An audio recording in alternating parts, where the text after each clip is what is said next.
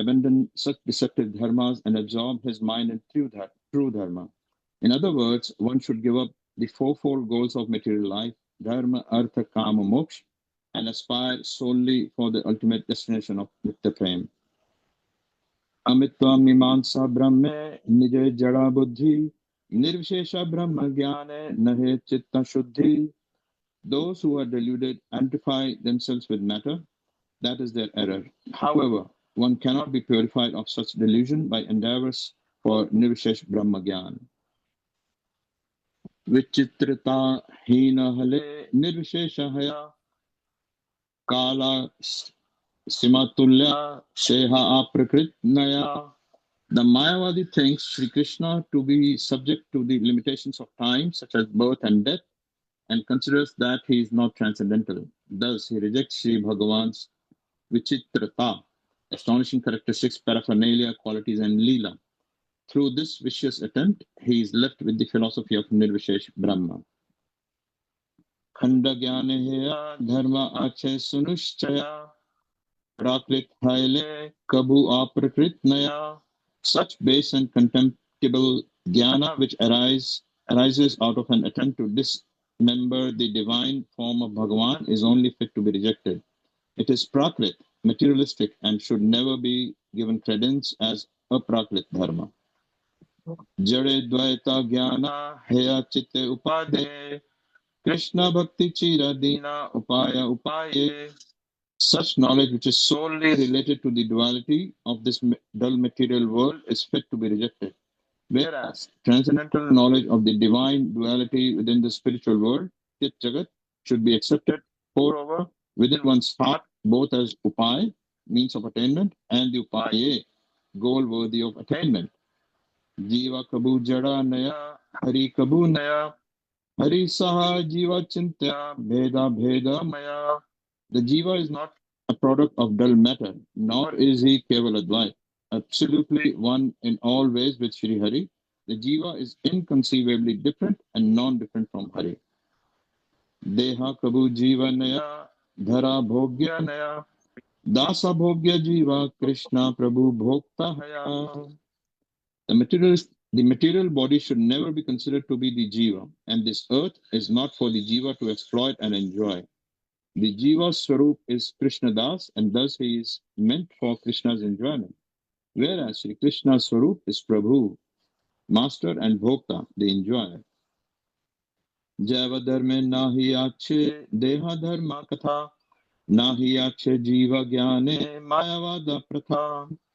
This book, entitled Jaiva Dharma, neither discusses matters related to the dead material body, nor does it propound the Mayavad doctrines of the Jiva's oneness with Brahma. With Brahma. Jiva nitya-dharma bhakti tahe jada nai, Shuddha jiva prem seva phale paya tai. The Jiva's nitya-dharma is bhakti, devoid of material motivation. The Jiva, purified by seva, attains the fruit of that seva in the form of prem.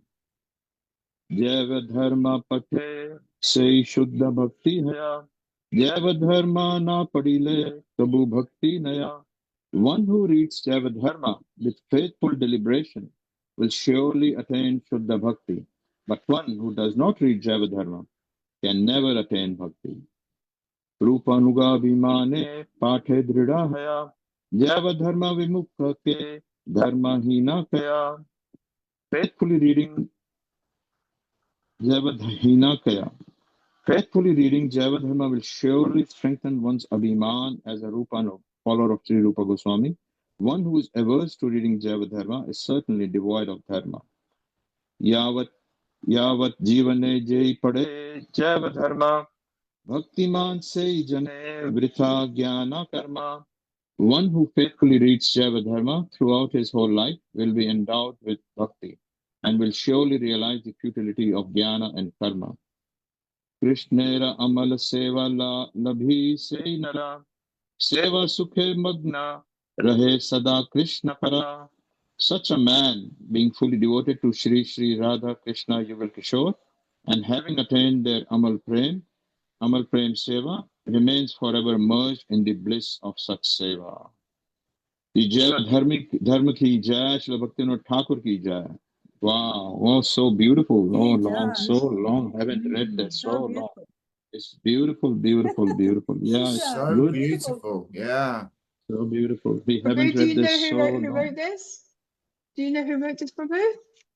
This is part of Jaiva Dharma, looks like, so must be Bhaktivinoda Thakur. Bhaktivinoda Thakur. Bhaktivinoda Thakur. Yeah, it is part of Bhakti, part of Jaiva Dharma. It is not. It is within the chapter of 40th. It is no separate something is mentioned about this. He was a great poet. Great. He wrote many songs, right, Prabhu? Sharanagati. Yes. But I have never discussed this. Who wrote this? I assumed automatically this is a question that she has raised. Must be him. Chandrakala Didi. So I assumed that this was Srila Bhaktivinoda Thakur.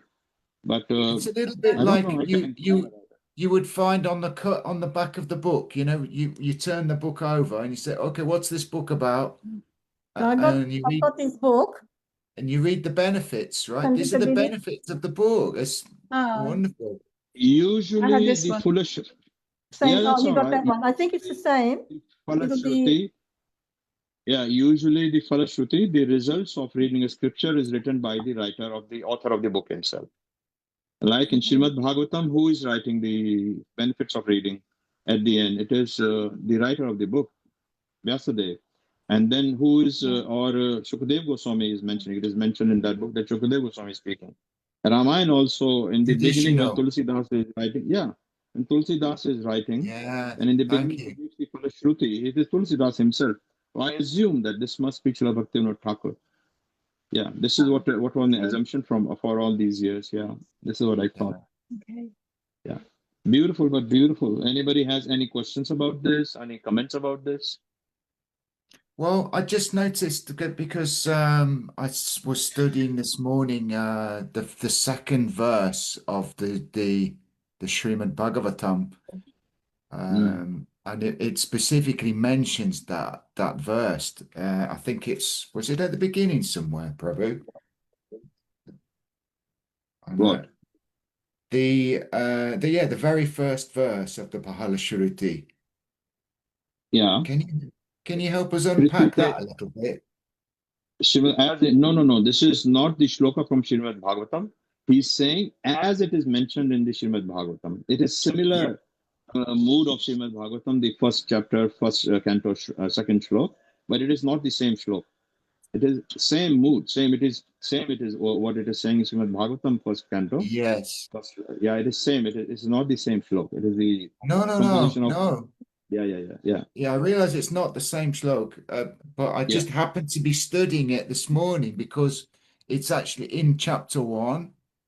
The second shlok from Srimad Bhagavatam. Yeah. Yes. So you want to read the shloka? Oh. You mentioned it. Read it.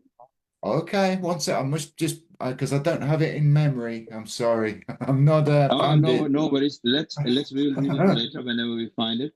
Let us start the reading of the first chapter today, taking the permission and the blessings of all our Guru Varga, and we fold our hands and take the permission of Srila Bhaktivinoda Thakur. We will start reading. I think Chandrika Devidasi should read today. Starting, she didn't get to read anything last time. No, I did read last week, Prabhu. Who did not get a chance to read last time? So Akhilesh, it was the lady with blonde hair who didn't read last week. Akhilesh, she didn't read. There's 7 people that joined. So there's Suchandra Didi. She hasn't got there's Karuna Didi, and who's the extra one? That's it. Let's start if Suchandra Didi wants to read. Ask Suchandra Didi, do you want to read? Just mute the audio so that it be clear. And the person who's reading should just come on video and unmute. Is that all right? Yeah, of course. Okay. All right. So then the sound's better. So is that so who wants to start? I think Karuna Didi hasn't spoken from last time. Suchandra's just joined today. Yeah. Here she is. And Samsung, sorry, I called you Samsung. Haribol, Karuna Didi, Haribol. Prabhu from Karun. There's Karun Prabhu from Melbourne. He could read too if he's got a book. Hare Krishna Prabhu. So who do you want to? Because the rest of us read last time. What page? Karuna Didi. The Do you want to first start? Chapter 1 is, I think, the different pages for different books. Just chapter 1. Have you got a book? Have you got a book? Yeah, but may I make a suggestion? Yeah. Go ahead. May I make a suggestion that whoever is reading, if everybody else mutes, because that makes the reading more clearer for everybody to hear. Would that be okay? Yeah, Yeah, that's that's correct, Mother. It makes it much better. Yeah. Thank you for the suggestion. Yeah. Karuna Didi, you can start. Okay. So from chapter 1. Ananjana Shalakaya Chakshurunmilitam Yena Tasmai Shri Gurave Namaha Om Namo Vishnupadaya Radhikaya Priyatmane Shri Srimad Bhaktivedanta Shri Narayan Goswami Maharaj Iti Namini Shri Jaiva Dharma Ki Jai Shri Bhaktivinoda Thakur Ki Jai. Chapter 1. The eternal and temporary dharmas of the Jiva. Within the world, the island of Jambudvip is most excellent. In Jambudvip, the land of Bharatavarsha is imminent, and within Bharatavarsha, the topmost place is Gaudabhumi. Within Gaudabhumi, the 9-island region of Sri Navadvip Mandala is most distinguished, and in one area of Sri Navadvip Mandal, on the eastern bank of the Bhagirathi River, a beautiful settlement named Sri Godrum is eternally situated. In ancient times, many stalwart practitioners of bhajan lived in the various places of Sri Godrum. It was here that Sri Surabhi, a cow of divine origin, previously worshipped the Supreme Lord Bhagwan Sri Gaurachandra in her own kunja, a grove shaded with fragrant flowering creepers. At a little distance from the kunj is Pradyumna Kunja. Here, Sri Premadas Paramhamsa Babaji, a Siksha disciple of Pradyumna Brahmachari, the best among the associates of Sri Gaurachandra, now lived in a kutira, hut, covered with vines and dense foliage, and spent his time constantly immersed in the divine rapture of bhajan. Sri Premadas Babaji was a refined scholar and was fully conversant with all the conclusions of the Shastras.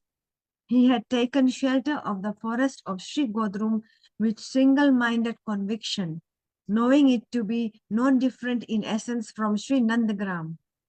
As a daily routine, Babaji Maharaj chanted 200,000 holy names and offered hundreds of obeisances to all the Vaishnavas. He maintained his existence by accepting alms from the houses of the cowherd men. Whenever he found a spare moment from these activities, he spent his time not in idle gossip, but in reading the book Prem Vivarta by Sri Jagadananda, a confidential associate of Sri Gaur Sundara. At such times, neighboring Vaishnavas gathered and listened with great devotion as Babaji read with tear-filled eyes. And why would they not come to hear? This divine treatise, Prema Vivarta, is filled with all the conclusions of rasa, the condensed liquid essence of integrated transcendental emotions. Moreover, the Vaishnavas were inundated by the waves of Babaji's sweet, resonant voice, which extinguished the venomous fire of sensuality in their hearts like a shower of nectar.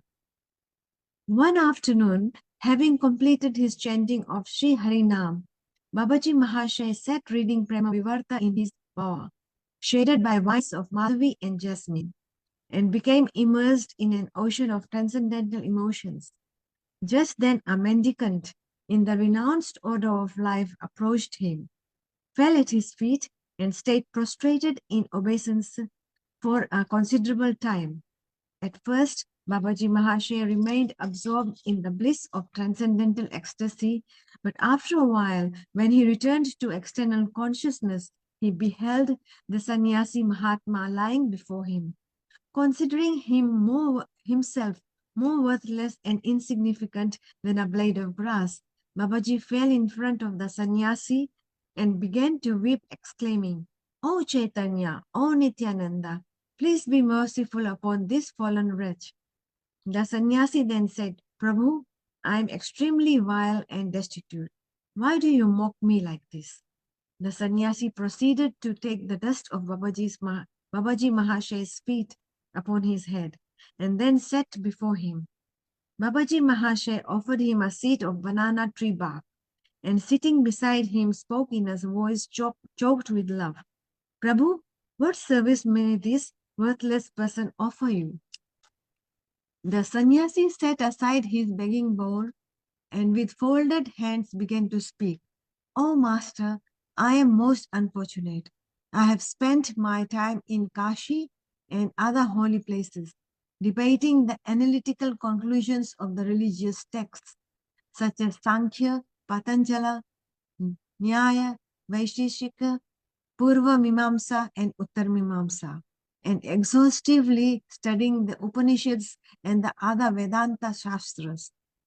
About 12 years ago, I accepted the renounced order of life from Sri Sachidananda Saraswati. Having accepted the staff of the renounced order, so the staff is the danda, the stick, of the renounced order, I traveled to all the holy places, and wherever I went in India, I kept the company of sannyasis who adhere to the doctrine of Sri Shankara.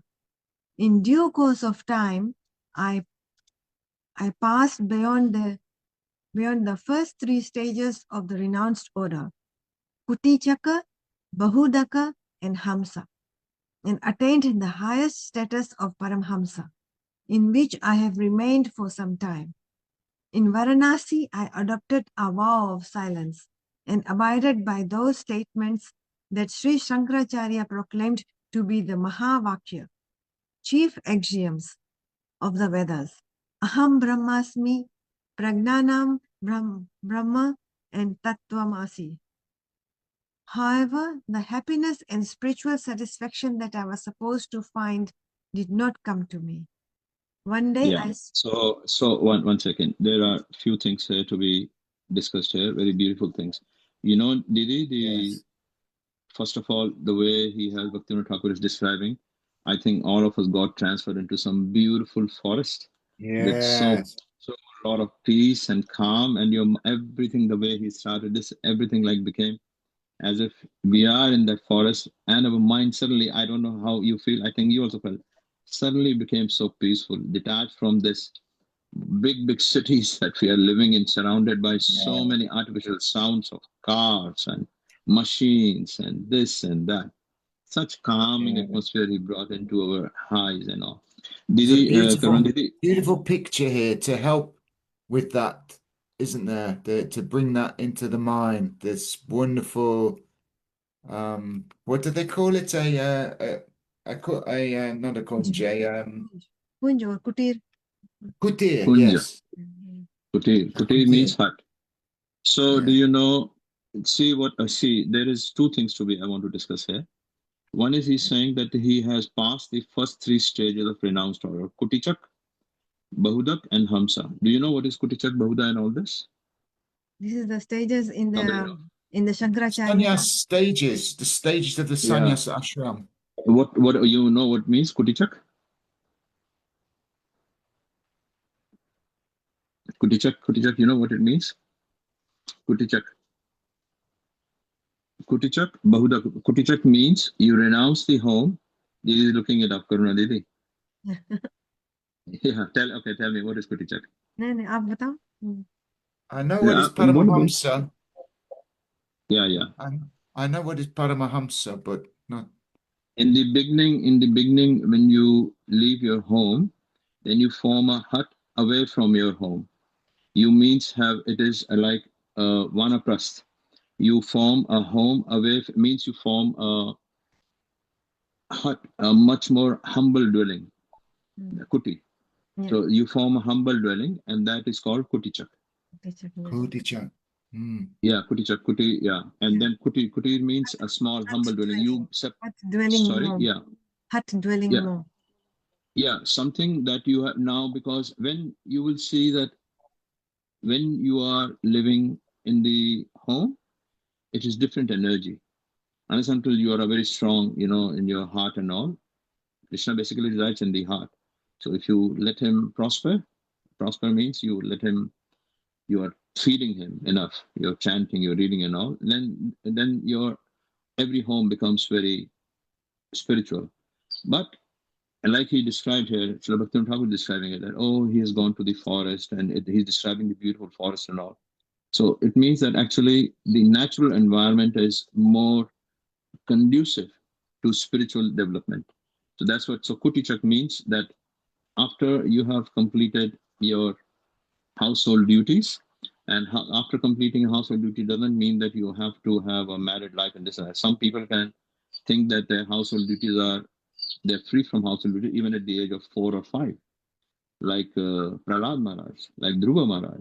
So it doesn't depend on your age, it depends on your consciousness. It depends on your consciousness. Kuti Chak. So that is a state when you leave your home and you separate yourself from the worldly duties. Otherwise, people mostly, especially in India, people mostly, if they will take care of their parents, their kids, and their family life very nicely, they think they're very successful, that they have done wonderful, they have done wonderful duties and all. They think that they're very successful. But our Gurudev says, even if you have not completed all the worldly duties, but you are able to devote yourself, surrender yourself to the Lord, even a little fraction is much higher, much better than completing all the worldly duties. Like somebody may question Srila Bhakti-Siddhanta Goswami Prabhupada. He's describing many places, you must have all heard about this, that he's saying that liberating one's soul from the material world, helping a person liberate one's soul from the material world is much higher, much better than opening many, many, many hospitals, many, many schools, so many other, humanitarian efforts, centers, etc. One day I remember there was in Rupa Sanatan, some doctor, when he was advanced in age, then he was a surgeon, and he came from Delhi. He retired. He said, I want to retire. He had made, I think, enough money, and also he decided to come to Vrindavan. And he opened a hospital, eye surgery free, that he will give eye surgery to anybody who is suffering from any problems in the eyes. He will give free surgery or whatever is needed. So he invited Gurudev to inaugurate that place. So then he was thinking, and then he asked Gurudev to speak. And he was expecting that Gurudev will praise him and all. What do you think Gurudev said? Gurudev said, it's very nice that you have this idea of renunciation and you have this idea of helping.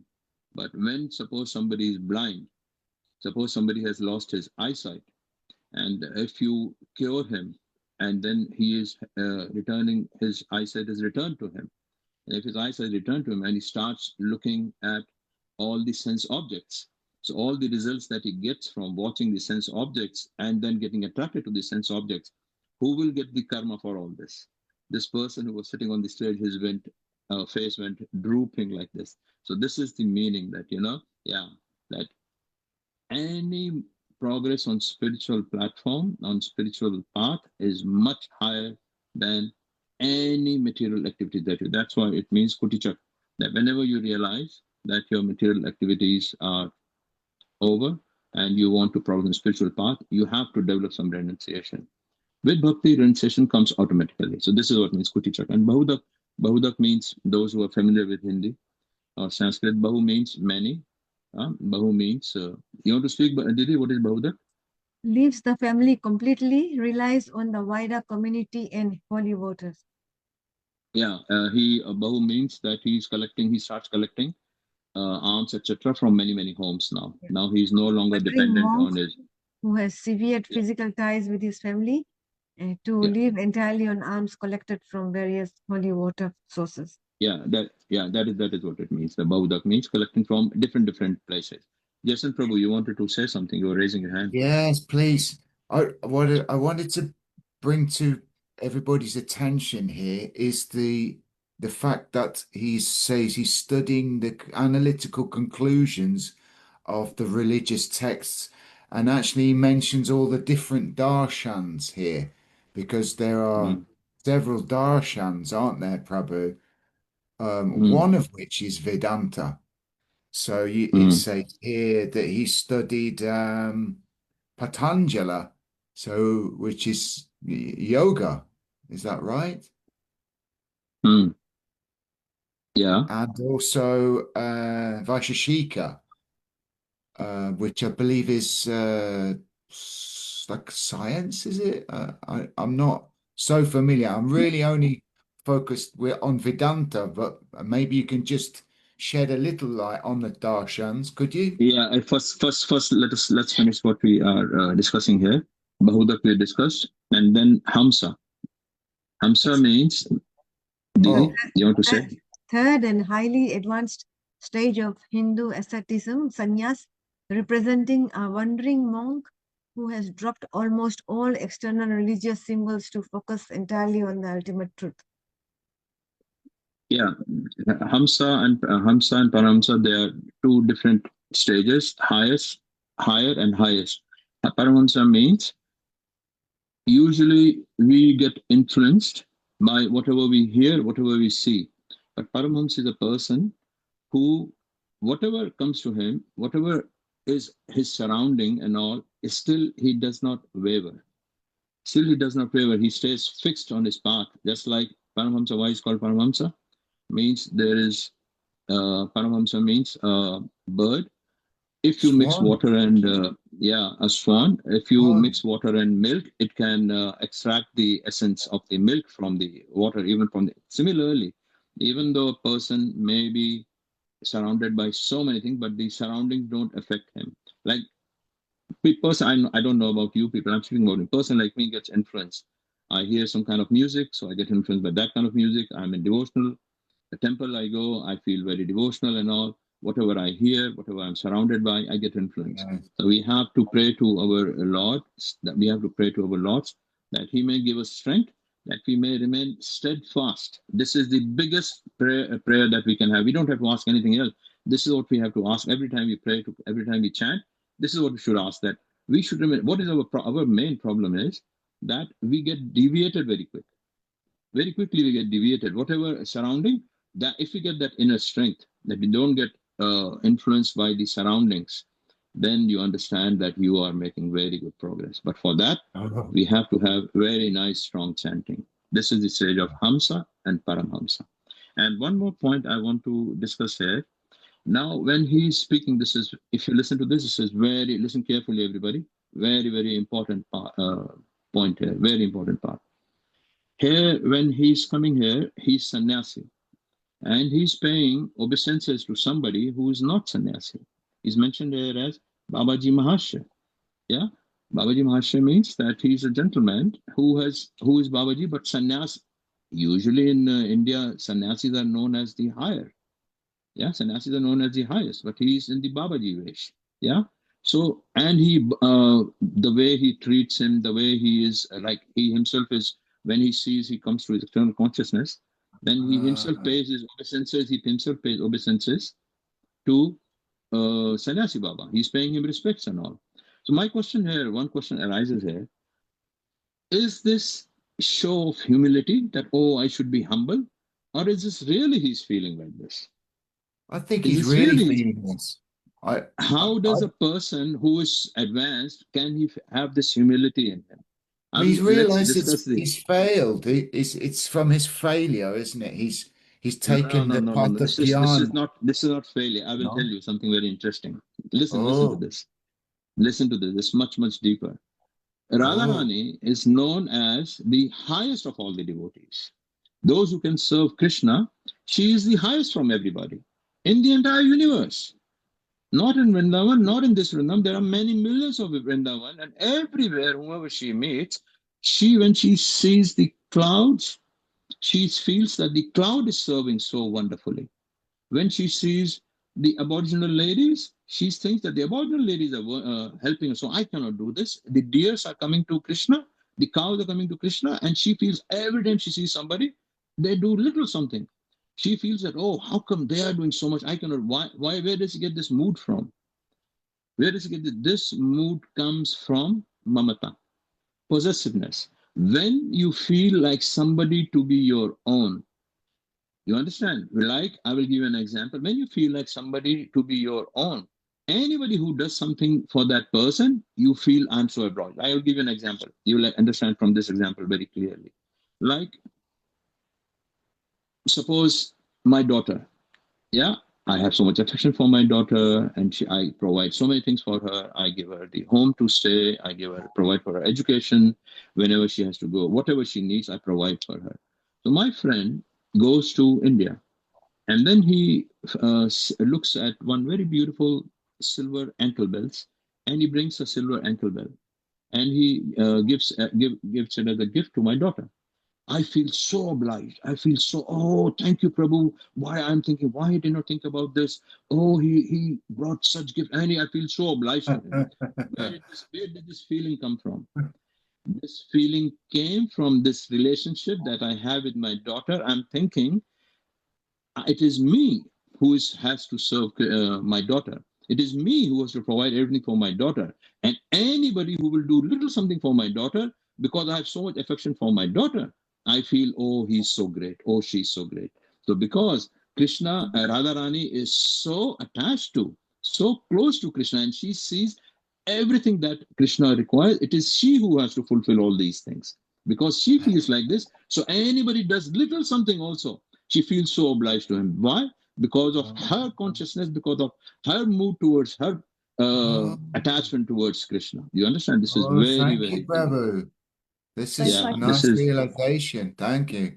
So it's mamata. Yeah, this is mamata, isn't it? It is mamata. Once you have, like, when I will tell you, when suppose somebody, we are living in the temple, so those who have lived in the temple, we get some seva and all. You get a seva to wash the pots. You wash the pots, and then somebody says, "Oh, can you clean the? Maybe can you sweep also? And maybe after that, can you clean the place also with water?" We think, "Oh God, I have just now cleaned the pots, and now he's telling me he can't do himself." Why?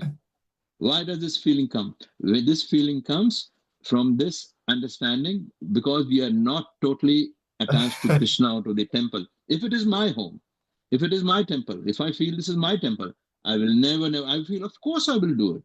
Of course I will feel. If this thought comes in your mind that, oh, I'm doing so much, the moment you get this thought, understand your mamata, your possession, your attachment is not fully mature at the moment.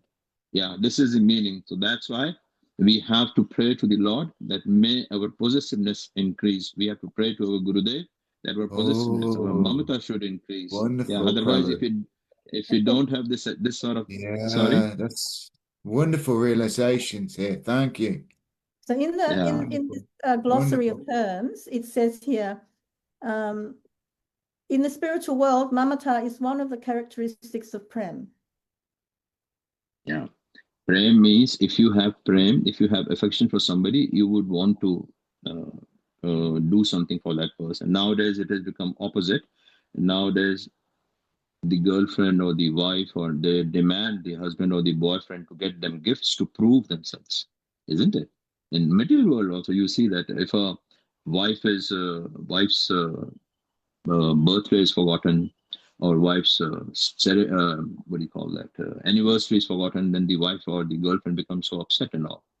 Why? Because the symptom of prem, of perfection, is that you remember these things and that you will take care of these things. And now, instead of the real emotion behind the material things, they are paying more attention on the material side of things. Give me gifts, bring this, bring this. No, we should be more attached to the real emotions, not to some artificial manifestation of this and that. You understand? That is the meaning. Yeah. Okay. So yeah, you were saying about these. Somebody has any comment or something? Karuna Didi, want to say something? Somebody wants to say something? Anybody? Or shall we proceed? Okay. Oh, so you're asking. just cast a little light for us, please, on the darshans there, just because I can see. Prabhu, these are all darshans. Like Nyaya means logic, understanding everything through logic. You understand logical explanations and all. Mimamsa is in one place. Some places, Mimamsa is nearly considered as atheism. Atheism. It will explain to you the material side of things.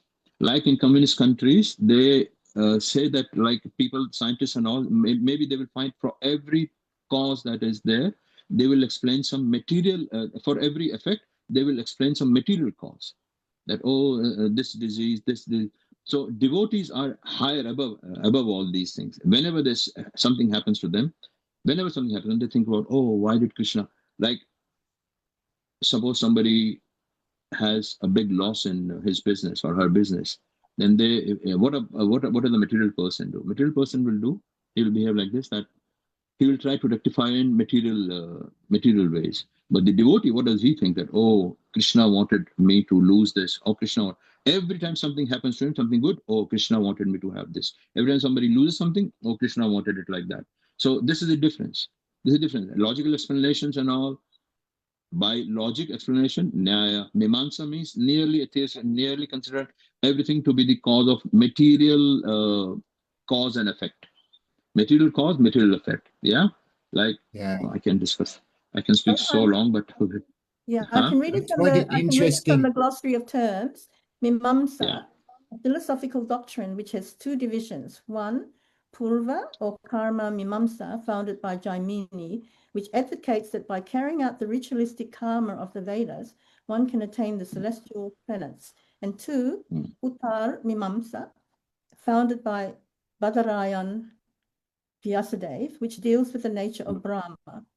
So that we have to see Purva, Mimamsa, and Uttar. Karma Kanda. The first one is Karma Kanda.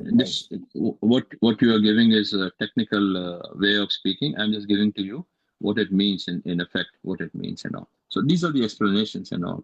Yeah. I find it interesting that this sannyasi, he studied everything so extensively, all the darshans, 6 darshans. Yeah, because as you will read forward, you will understand that this person actually was a Mayavad sannyasi.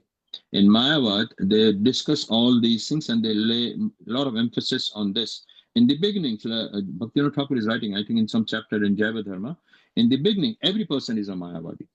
Every person is a Mayavadi, but as he comes in association with devotees, then that person becomes like everything you want to understand logically. You understand, like I will give you an example. When I was in my young age, I had one of the subjects was Sanskrit. So in the Sanskrit, we used to read some Bhagavad Gita shlokas. In Bhagavad Gita shlokas, when I was speaking, I used to consider him in my young age, I used to consider my Sanskrit teacher to be a very big scholar. And look at the explanation that he gave about Bhagavad Gita. He says, and how logical it looks and how appealing it looks, this explanation. Just see what he says. He says, the 5 horses of Arjun are our 5 senses. And Krishna is the mind who is controlling these horses, because you have to control your mind. With your mind, you have to control all these senses. And these 5 brothers, the 5 Pandavas, are the 5 senses themselves. They represent the 5 senses also.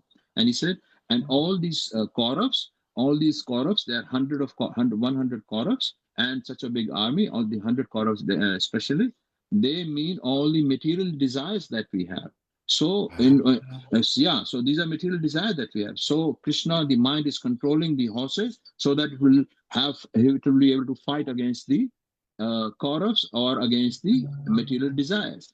This is the explanation that analogy. It's you are very fortunate. No. You are very fortunate you did not hear this. It is Mayavad philosophy. This is what is Mayavad philosophy. Yes, Mayavad means you consider Maya to be prominent than Krishna. You consider Maya to be the cause of everything that is happening around you. You consider maybe I don't want to hear it then. yes. But we should hear it in this way, that understand that this is what we should stay away from. We are very fortunate to have a person like Srila Bhaktivedanta Swami Maharaj, whom we know as more commonly as Prabhupada, the founder of ISKCON. he gave a wonderful explanation that Krishna is a personality, Arjuna is a personality, and this dialogue between them is for the upliftment of all the material world and the consciousness of all the yes. jivas. This is a proper understanding. But that otherwise, Mayavad can explain things in such a way, like I explained it. It looks so beautiful. I told you, it looks so appealing. It looks so logical, but it's absolutely bogus. Actually, it is absolutely bogus. You can, for some example, or you can quote it, but it is not true. It's not true. That's why we have to be very careful. That's why they're what is their reading. Okay, let's proceed further. Let's see. Thank you, Prabhu. There is who will read now? Who didn't get a chance last time? So Chandra Didi, you want to read? Karen Prabhu, do you want to? Karen Prabhu, yeah. And you want to read? Karen Prabhu? Yeah, you I read. can do. One day. I'm walking at the same time. This is which You're walking, so you can. If you You just can want to read, listen, I've Sorry? been listening. I can Okay. read, Prabhuji. I can read it. Yeah, Chandra Didi, you read. Yeah, you read. Okay. From Sorry, one day I saw that. From one day. Okay. Yeah. One day I saw a Vaishnava sadhu loudly singing about the pastime of Sri Hari. I opened my eyes and saw that he was bathed in streams of tears, and in his ecstatic rapture, the hairs of his body were standing on end. He was chanting the name of Sri Krishna Chaitanya Prabhu Nityananda in a choked-up voice, and as he danced, his feet slipped so that he fell on the ground again and again. When I saw him and heard his song, my heart filled with an indescribably ecstasy. Although that mystical experience was so overwhelming, in order to protect my status as a Paramahamsa, I did not speak with him at all. Alas, fie on my rank and status. Cursed be my destiny. I don't know why, but since that day, my heart has become attracted to Sri Krishna Chaitanya's lotus feet. Shortly thereafter, I became obsessed with the desire to find that Vaishnava sadhu, but I could not see him anywhere. Never before had I experienced anything like this untainted bliss that I felt when I saw him and heard the holy name emanating from his mouth. After considerable thought, I concluded that the highest benefit for me would be to take shelter at the lotus feet of the Vaishnavas. I left Kasi and went to the beautiful holy land of Sri Vrindavan Dham. There I saw many Vaishnavas uttering the names of Sri Rupa, Sanatan, and Jiva Goswami in a mood of great lamentation. They were absorbed in meditation on the pastime of Sri Radha and Krishna, and they rolled on the ground, chanting the names of Sri Navadvip. When I saw and I heard this, a greed arose within me to behold the beautiful holy Dham of Navadvip. I circumambulated the 168 square miles of Sri Vrajadam and came to Sri Mayapur just a few days ago.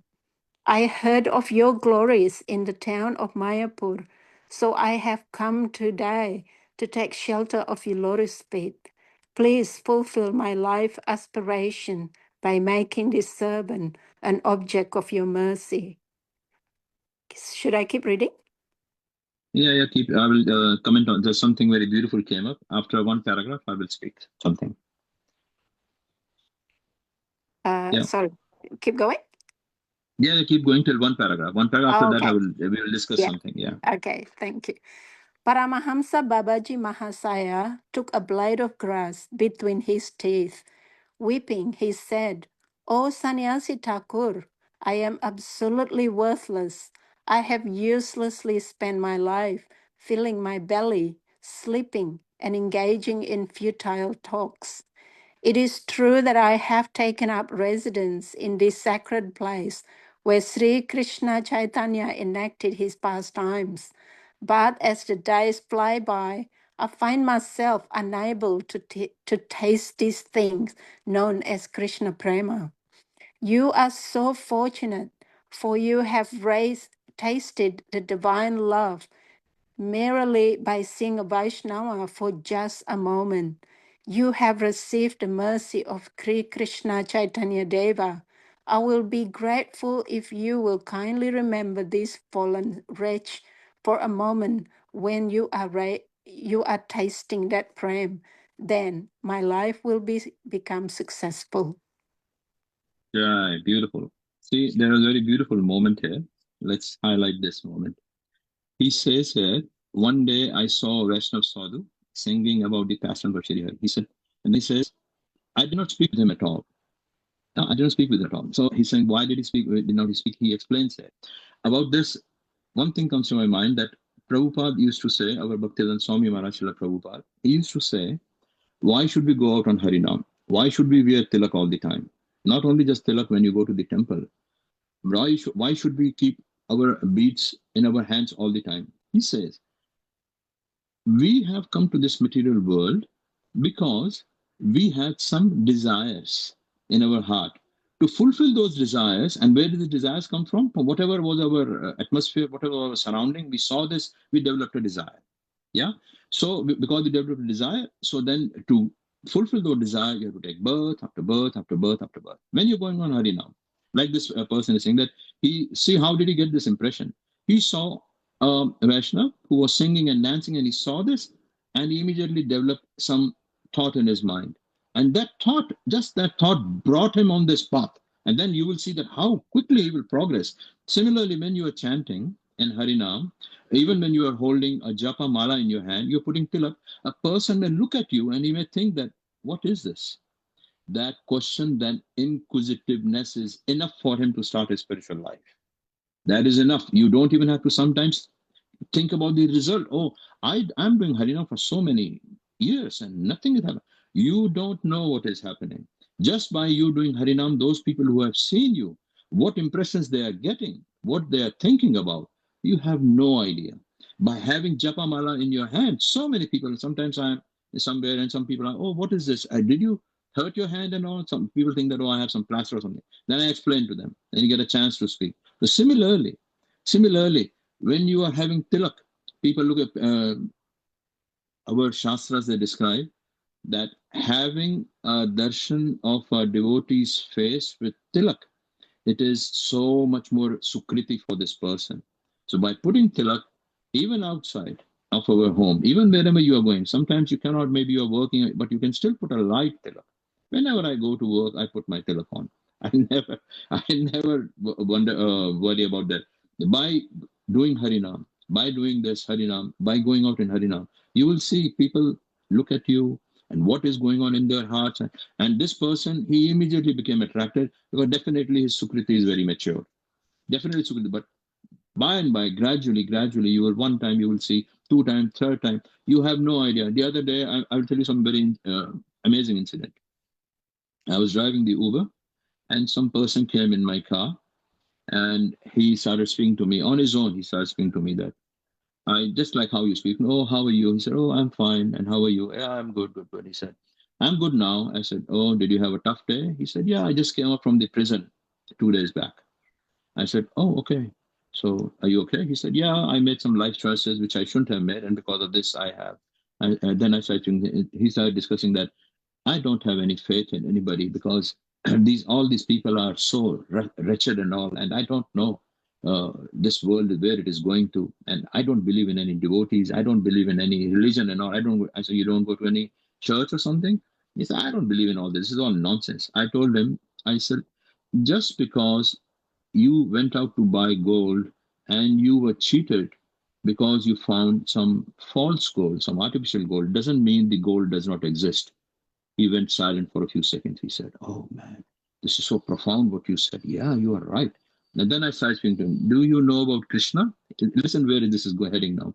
Do you know about Krishna? He said, yeah. Sometimes I've danced with them. Sometimes I've seen them. I have sometimes I even, they're singing on the beach and all. Sometimes I've gone to him and said, that's very nice. I said, you've done that. Would you like to read about Krishna? He said, yeah, I would like to read about him if I get a book. He said, listen where it is going now. I had Bhagavad Gita I always keep some books in my, glove compartment. I saw what book I had, a Bhagavad Gita I had. I took out Bhagavad Gita and I gave it to him. And it is dark in the car because we are traveling on the roads. It's dark. As soon as the light came, he saw this book and look at the tone and what he said. He said, Bhagavad Gita.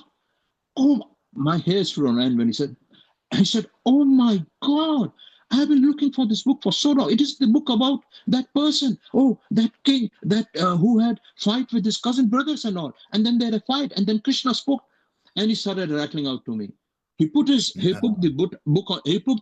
book on his head and he started sobbing. He started crying. And then he told me everything. After that, he told me that, oh, actually, I have danced with some devotees on some beach and all, and I have heard something about. You never know. He told me so many things, and you never know what that person.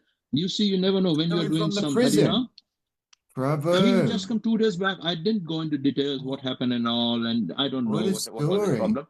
And then I said, you should definitely read this book. He said, Prabhu, not Prabhu, he said, I will definitely read this book. It is so wonderful. It's the best thing that has happened to me in the past 20 years, he said. So by doing Harinam, you never know. By doing Harinam, by doing something, you never know whom you are impressing upon, when this person will get an opportunity and when he will start progressing, you have no idea. You're doing Harinam, chanting, putting tilak, and being devotional, externally and internally, you have no idea what impressions it is creating to other people. And second thing here it is, he's saying that I did not speak with him at all. You see why he did not speak with him at all? He says, because of my rank and status. What it means is, if you're given a position somewhere, especially in devotional life, and you identify like somebody's made a manager of a temple, like how we call temple president or something. Temple president or any spiritual person should grow naturally into that position. He should not be appointed in that position. This is the natural. This is what Gurudev says. Gurudev always used to say that nobody made me a sannyasi. Nobody told me that you become a preacher. I became whatever I became because naturally people started following me. So somebody who is naturally, you will see, your heart will be attracted to such a person who will naturally be, a leader, spiritual leader and all, your heart will be attracted to him naturally. But just getting into some position that somebody has appointed in this position doesn't mean necessarily you are qualified. So this is what he's saying, that because of my rank and status, because I was thinking myself as a Paramhamsa. So I didn't know, because this Paramhamsa for this Mayava Sannyasi, it's a title. It's not a Paramhamsa. In reality, it means that you have gone beyond all material considerations. But it is not that everybody is, just when we take sannyas, somebody takes sannyas, it doesn't mean that he's become sannyasi now. Now he has taken entrance into that sannyas. Now when we take initiation into sannyas, that is the time when our spiritual journey begins, and we can call ourselves a Vaishnava when we are qualified to be a Vaishnava. Then you are the last person you will be the last person to know that you are a Vaishnava. Everybody around will tell you that you are a Vaishnava. You will never know. If you know that you are a Vaishnava and nobody else knows, it means there is something missing. There is a big gap between reality and the truth and the falsehood where you are standing. So you will be the last person to know that you are a Vaishnava. You should never think of yourself as a Vaishnava. We should always think of ourselves as the servant of the servant of the servant of the servant. So here also when he's saying, because of my status, because he had been given this, anybody who will find anything about Krishna consciousness from Jesus Christ, from his disciples, from wherever, they will take it. They will take it. Just like, suppose a daughter has somehow got lost from the house, and she has a neighbor with whom she hadn't spoken for 10 years. And now she's searching frantically for her young daughter, 4 or 5 year old daughter, and she's searching frantically for her 4 or 5 year old daughter.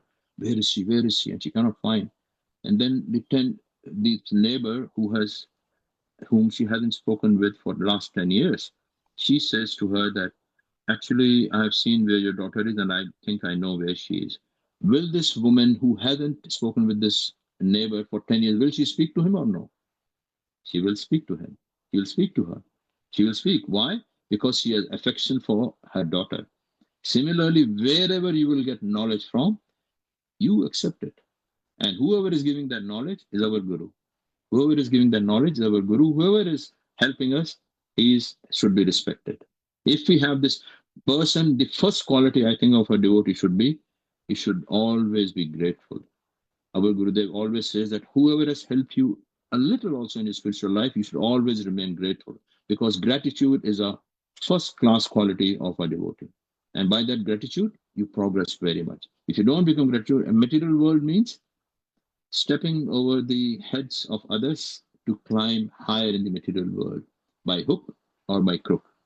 Now, not by hook or by crook, we have to be grateful to our Gurudev, to our Guru Varga, to Bhaktivinoda Thakur, to all our Acharyas, to all our Vaishnavas who have given us so much. If you will have this gratitude in our heart, you will feel your heart will, first of all, your heart, and you will become so happy.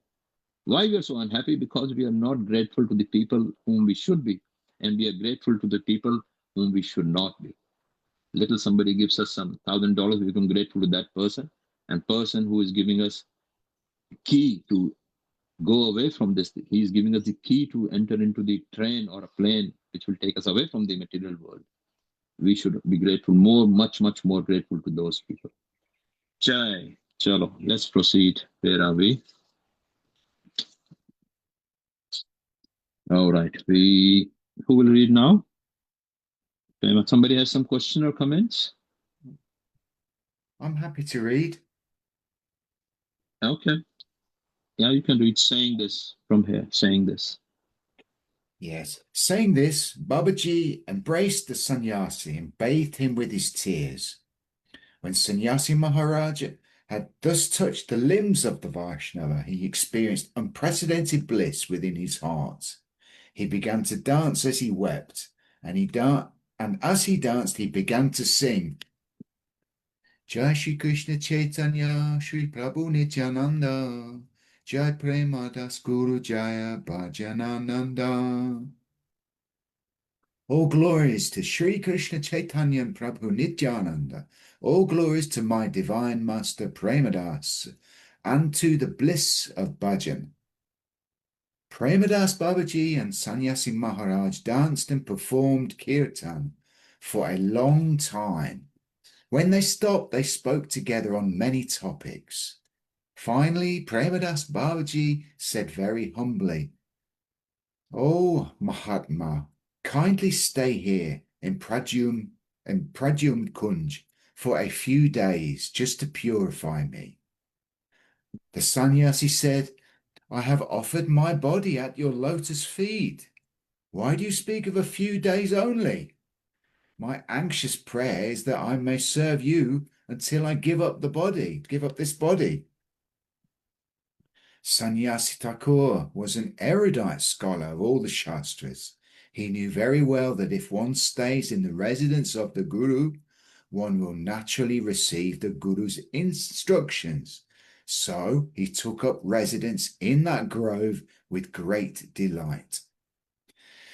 After a few days, Paramahamsa Babaji said to the elevated sannyasi, "O Mahatma, Sri Pradyumna Brahmachari has mercifully given me shelter at his lotus feet. At present, he lives in the village of Sri Devapalli, on the outskirts of Sri Navadvip Mandala, where he is absorbed in the worship of Sri Narasimhadev. Today, after collecting alms, let us go there and take darshan of his lotus feet." Sannyasi Thakur replied, "I will follow whatever instructions you give me." After 2 o'clock, they crossed the Alakandana river and arrived in Sri Devapalli. They then crossed the Suryatila river and took darshan of the lotus feet of Sri Chaitanya Mahaprabhu's associate, Sri Pradyumna Brahmachari, who was in the temple of Sri Narasimhadev. From afar, Paramahamsa Babaji fell to the ground and offered prostrated obeisances to his guru. Pradyumna Brahmachari then came out of the temple, his heart melting with affection for his disciple. Lifting Paramahamsa Babaji with both hands and embracing him very lovingly, he inquired about his welfare. After they discussed topics concerning bhajan, for some time, Paramahamsa Babaji introduced Sannyasi Thakur to his guru. Brahmachari Thakur said with great respect, "My dear brother, you have attained a most qualified guru. You should study the book Prema Vivarta under Premadas' direction. Kiba vipra kiba nyasi shudra kene maya. Jai Krishna Tattva Veta Se Guru Haya." This is from Shri Chaitanya Charitamrita Madhya Leela, chapter 8, verse 128. Whether one is a Brahman, a sannyasi, or Shudra, if he is fully conversant with all the truths regarding transcendental knowledge of Sri Krishna, he can become a guru. Sannyasi Thakur humbly offered obeisances at the lotus feet of his Paramaguru and said, "Prabhu, you are an associate of Sri Chaitanya Dev, and you can purify hundreds of arrogant sannyasis, just like me, just by your merciful glance. Please bestow your mercy upon me." Sannyasi Thakur had no previous experience of the reciprocal behavior between Vaishnavas. However, he accepted the mutual dealings that he observed between his guru and Paramaguru as the sadachara, proper etiquette, that he himself should follow. And from that day on, he behaved accordingly towards his own guru without a trace of duplicity. When the evening arti was over, the guru and shishya returned to Sri Godrum. A few days after residing in the Kunj, Sannyasi Thakur became anxious to inquire about spiritual truths from Paramahamsa Babaji. By this time, the sannyasi had adopted all the ways of a Vaishnava, except for his outer dress. During his previous training, Sannyasi Thakur had developed qualities such as full control over his mind and senses, and had become firmly established in the conception of the non-dual, all-pervading absolute, Brahmanishta. In addition, he had now acquired staunch faith in the transcendental pastimes of Parabrahma Sri Krishna, and had become deeply humble. Yeah, this is another beautiful moment here, that two things are here coming to my mind. That the moment it's described here, that when he goes to Babaji, after a few days, Paramsa Babaji said to the elder Sannyasi Mahatma, Shri Pradyumna Brahmachari must have given shelter. They go to meet Pradyumna Brahmachari, both of them. And see what is described here. They cross there, and he says, Paramsa Babaji fell to the ground and proceeded. Pradyumna Brahmachari then came out of the temple, his heart melting with affection for the disciple. He inquired, Paramsa Babaji introduced another. Brahmachari Thakur said with great respect, "My dear brother, you have trained a most qualified guru, you should study." Sannyasi Thakur humbly offered obeisances at the lotus feet of Param Guru and said, "Prabhu, you are associate." He's saying, just by associating with him, just by seeing him, he is feeling ecstatic. There are two things here. What is happening here, the moment? The person who is actually offering obeisances, who is giving respect, he is also qualified. And the person who is giving respect to, he is also qualified. Both of them, otherwise, if one of them is unqualified, even if we go near the most exalted of acharyas and all, we will not have that feeling. We will not get that feeling and all. So when you go to sometimes we think that, oh, I'm eating Mahaprasad from my guru, or I've eaten Mahaprasad from him, from this. I'm not having any effect like the way some people describe. So is it Gurudev's fault? Because we are lacking. We are lacking in this. We are lacking in this humility. We are lacking in this purification. Because our heart is so... When there is a lot of loud music in a room, then if you want to hear a particular song, it's very difficult. Similarly, when there are so many things in your head, then to get that ecstasy from eating Mahaprasad or for associating with devotees, we don't get the full result. We get it. We do get it. We don't realize this, but we don't get it fully the way a person like he's describing, that immediately when he feels him, he feels so wonderful and he feels that mercy coming. One day Gurudev said that, can an acharya or a high class Vaishnav, pure Vaishnav and all, can you get benefit from him just by being with him in the same room?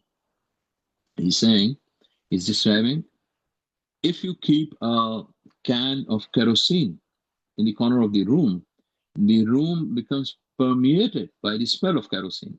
This is something material.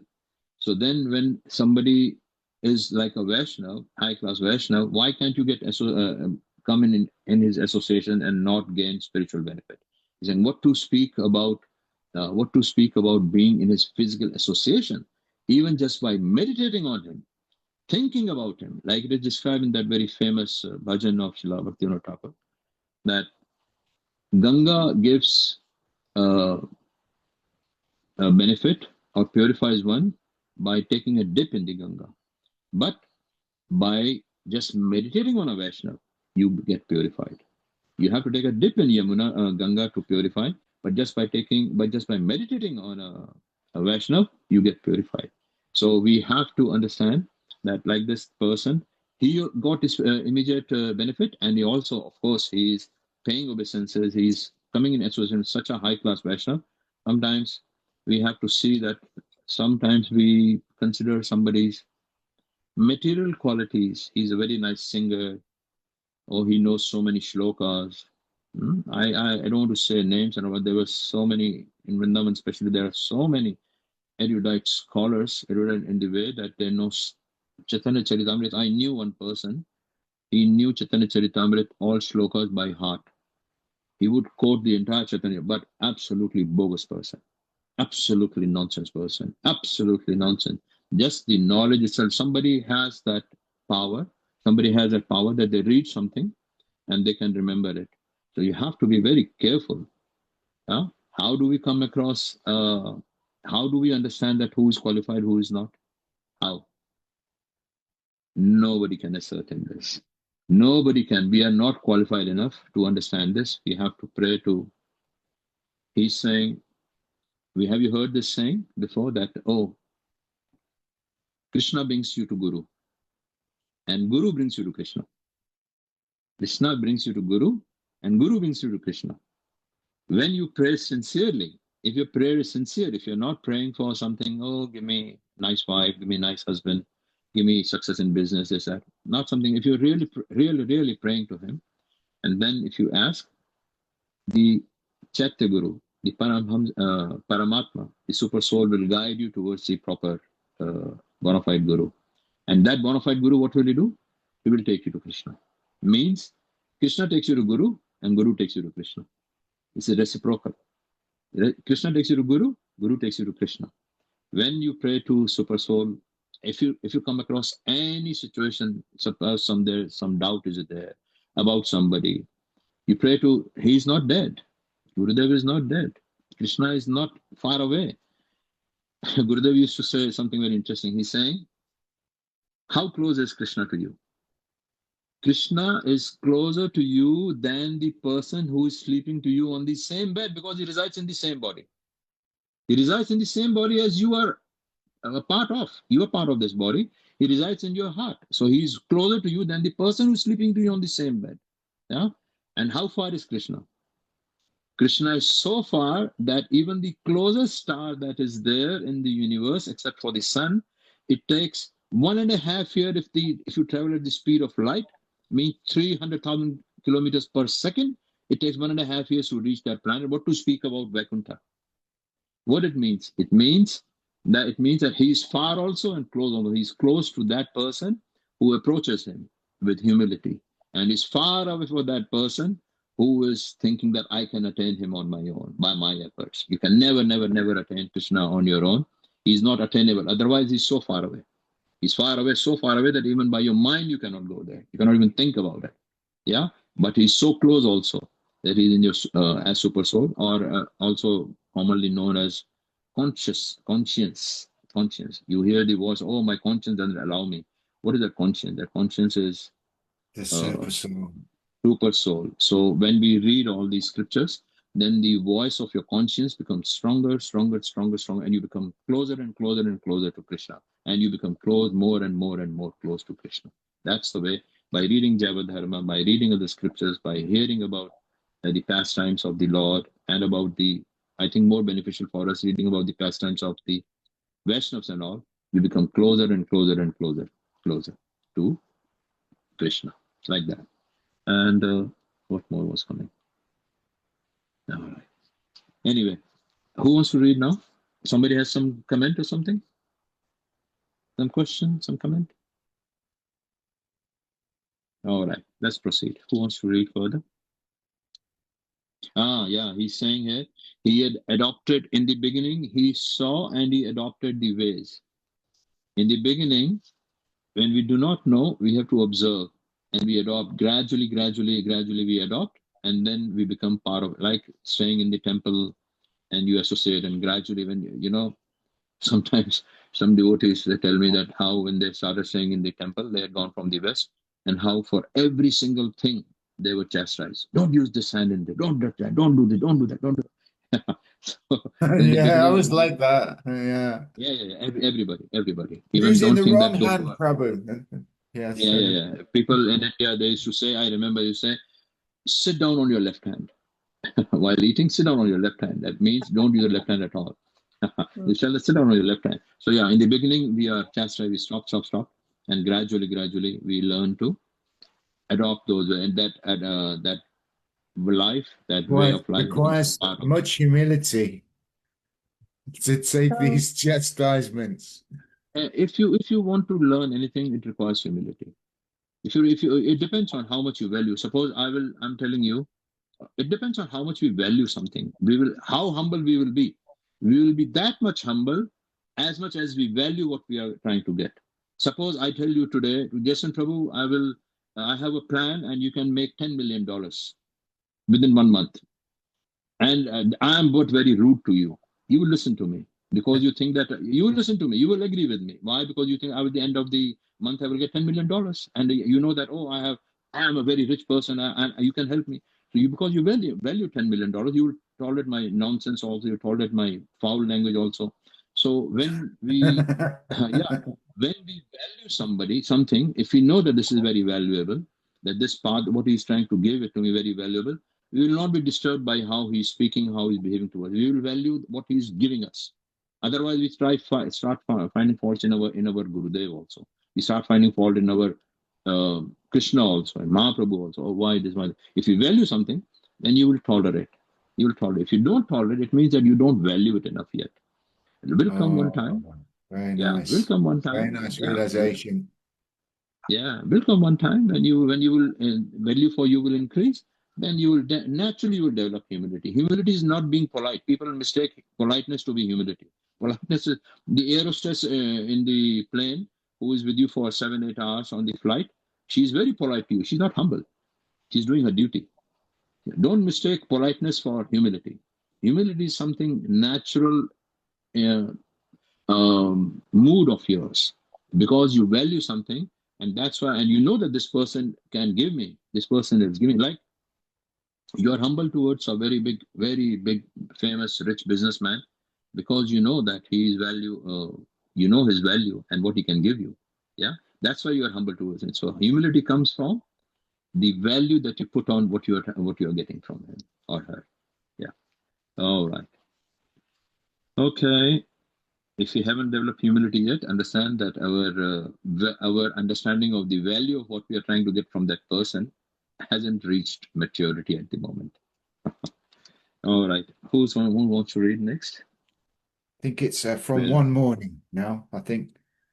Yeah, One Morning. Who wants to read? You want to read, Yamuna Didi? Jason Prabhu, you can continue. Huh? Jason Prabhu can continue. He reads nicely. Can I Yeah, read? he reads very nicely. I can read. Yeah. I think we should take turns. Yeah, we should give turns to everybody. Unless Chandrika Didi wants to. Do you want to? Somebody else was saying. Yeah. Prabhu, you read.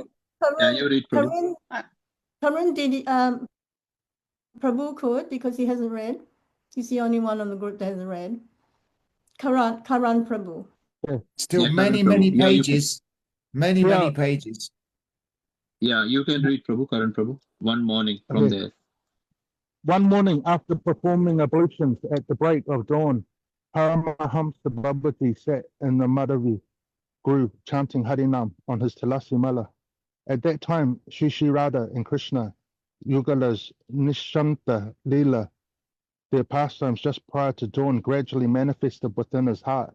Because this was the time that Shri Radha and Krishna part from each other's company, leaving the Kunja to return to their respective homes, Paramahamsa Babati felt great pangs of separation, and tears of love streamed continuously from his eyes. While absorbed in meditation on this pastime, he was internally engaged in service appropriate for that period of the day and his perfected spiritual form. Thus, he had lost all awareness of his physical body.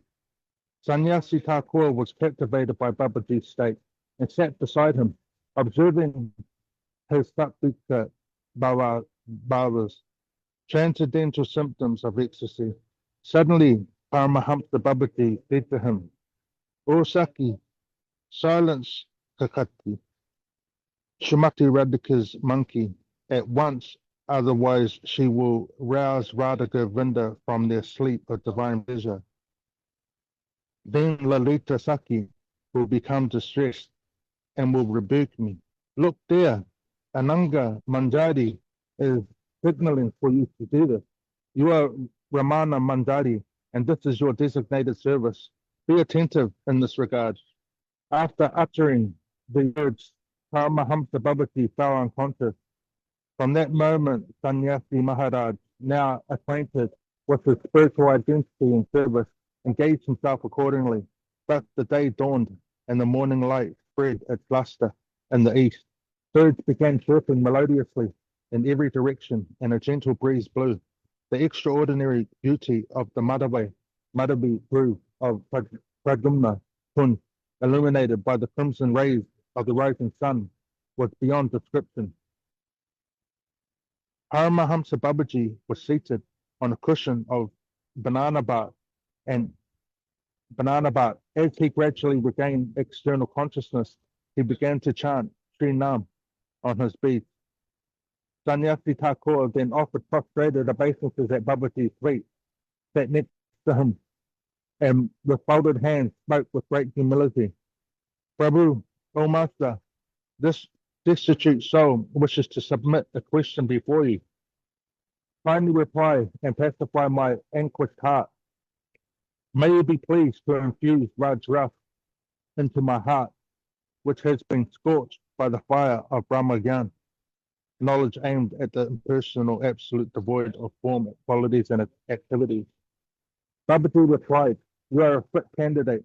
Whatever questions you ask, I will answer as far as I am able." Sannyasi Thakur said, "Prabhu, for a long time I have heard of the preeminence of Dharma. On numerous occasions, I have asked the questions, what is Dharma? To so many people, it is a cause of distress to me that the answers those people have given contradict each other. So please tell me, what is the true constitutional Dharma of the Jivas? And why do different teachers explain the nature of Dharma in such diverse ways? If Dharma is one, why don't all learned teachers cultivate that one universal Dharma? Dharma, which is without a second. Paramahamsa Babaji meditated upon the lotus feet of Bhagavan Sri Krishna Chaitanya and began to speak. O most fortunate one, I describe to you the principles of Dharma as far as my knowledge allows.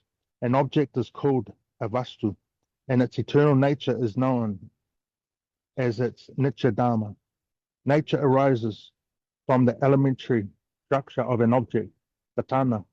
By Krishna's desire, when an object is formed, a particular nature is inherent in that structure as an eternal concomitant factor.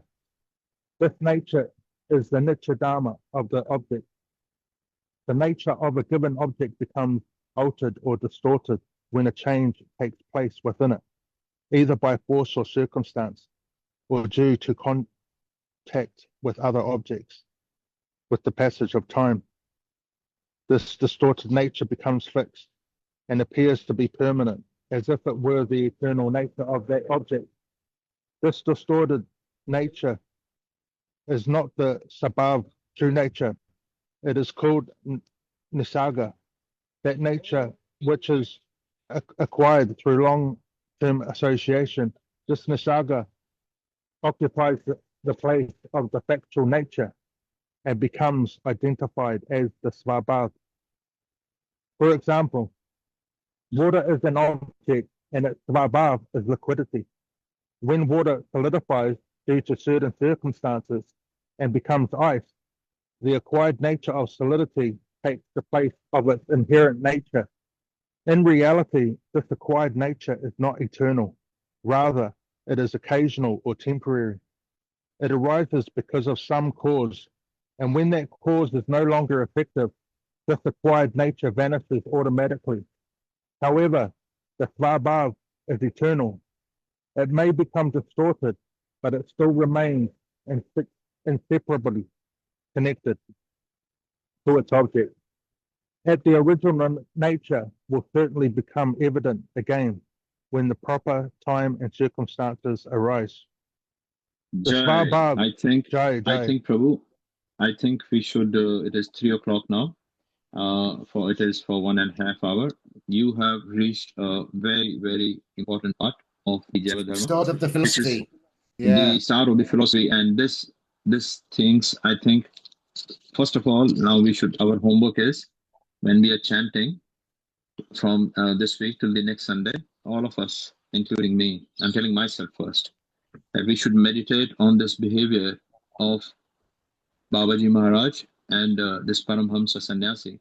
Between them, their behavior, that how he's sitting, how he's observing, and how he's behaving, and he's gone in his internal mood. Think about this, just by chanting, he's gone in internal mood, and where is he? Where is he? In the spiritual world. In the spiritual world, in the pastimes of the Lords and all.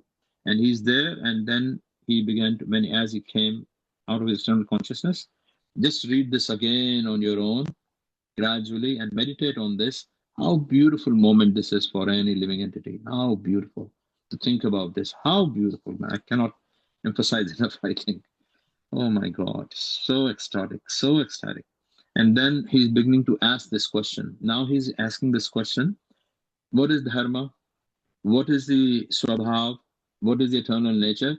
I think this is a very deep and very detailed discussion. I think we should continue it next time. It's already more than 1.5 hours. I think we should conclude today. If anybody has any comments or questions, some doubts. Yeah.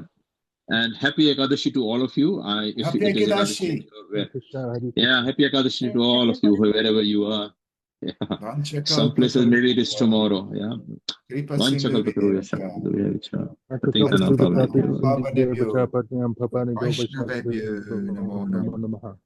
Anybody has any questions or comments?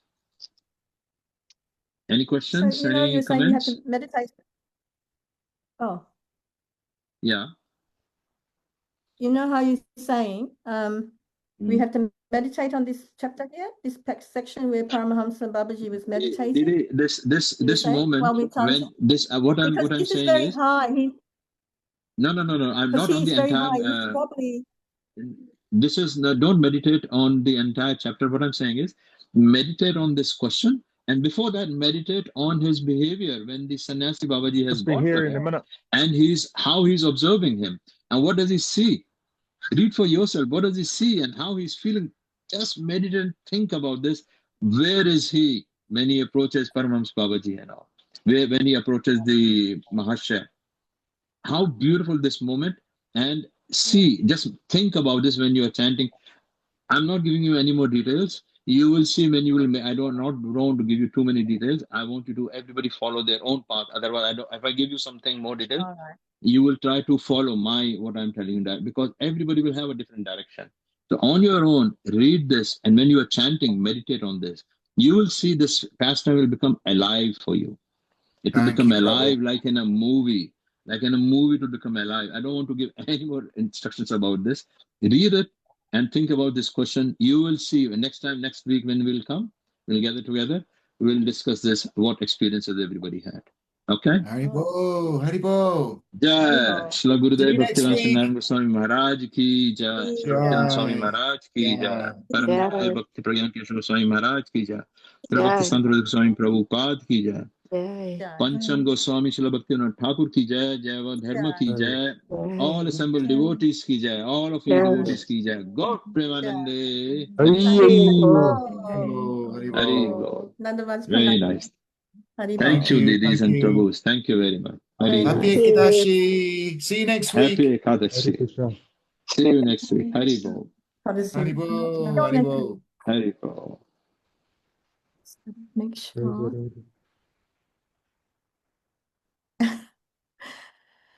I've recorded it. I've just got to make sure. I don't.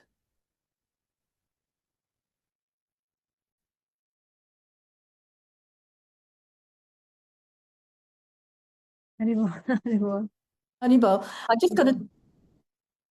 I've got to come out of live stream. Hang on. Stop the live.